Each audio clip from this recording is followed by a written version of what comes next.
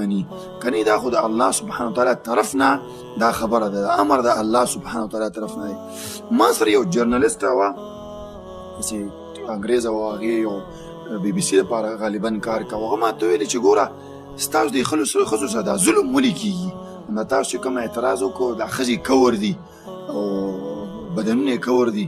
نو ما هغې ته ویلې چې میډم تاسو خو هم دا ځانونه کور کړی دی، لږ دی او که ډېر دی دا تاسو ځانونه پټ کړي دي.